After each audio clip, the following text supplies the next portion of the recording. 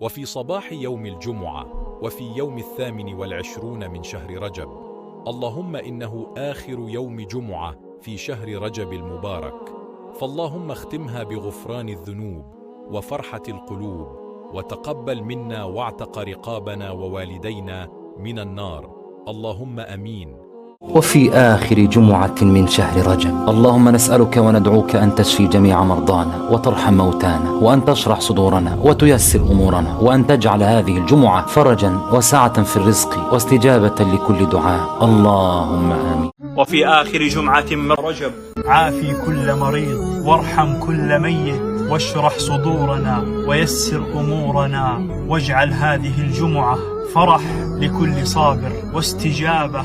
وفي آخر جمعة من شهر رجب، اللهم لا تخرجنا من هذه الجمعة إلا وقد غفرت لنا جميع ذنوبنا وفرجت همومنا وفتحت لنا أبواب الرزق والسعادة، اللهم آمين.